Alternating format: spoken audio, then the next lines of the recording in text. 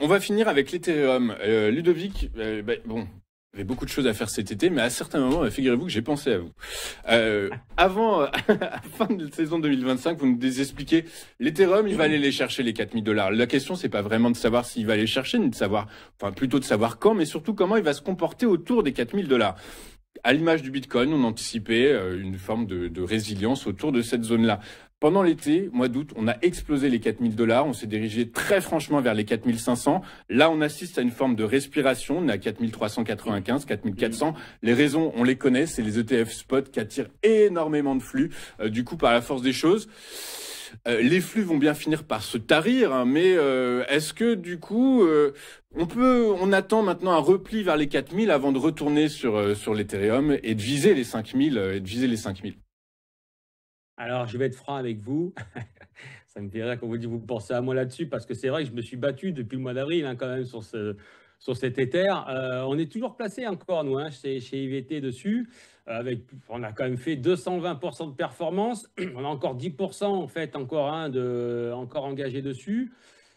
Alors, pour être honnête avec vous, voilà comment je vois les choses. Je n'ai pas dit que ça va se passer comme ça, mais voilà comment je vois les choses.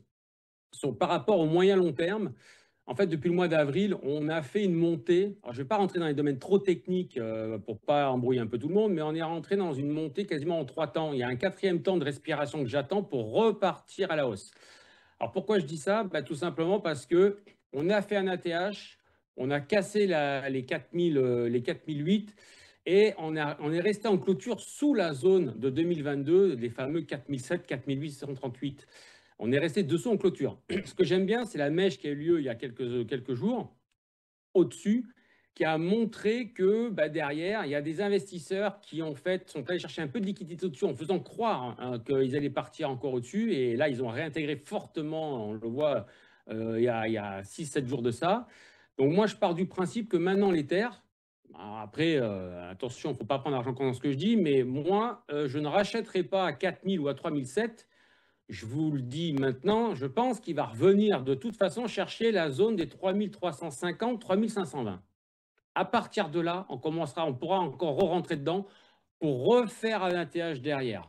Et pour le moment, il ne faut pas se placer tout de suite, ni à 4000, ni à 3007. Il faut attendre plutôt la zone des 3300, 3520 pour se replacer et faire un ATH pour aller chercher un peu au-dessus des 5000, effectivement. Ok, très clair. Mais donc ça veut dire que la tendance de long terme, matérialisée par cette oblique haussière qu'on voit en bleu, finalement reste d'actualité. On reste sur une tendance haussière de long terme. C'est juste si on a loupé le train. C'est juste si on a loupé le train en route en fait, en réalité, qu'il faut peut-être pas y aller tout de suite si on veut maximiser.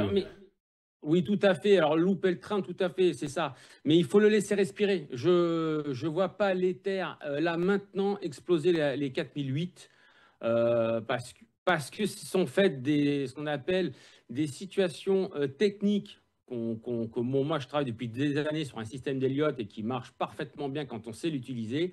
Et là, qui me montre qu'on a atteint un gros niveau, un très gros niveau d'extension qui fait qu'il va finir par corriger. Mais la correction, en fait, ça va être juste une respiration, une peut-être prise de liquidité, mais ils vont devoir, de toute façon, pour pouvoir partir plus haut, parce que c'est symptomatique. Quand on va chercher un ATH, qu'on fait un excès au-dessus et qu'on n'arrive pas à le casser, ça veut dire que, en fait, vraiment les gros qui interviennent sur les marchés ont besoin, dans ce cas-là, de redescendre, chercher de la liquidité plus bas pour pouvoir repartir. Et pour le moment, justement, ils nous ont montré ce signal comme quoi ils sont partis au-dessus sans la casser en clôture, cette zone des 4838.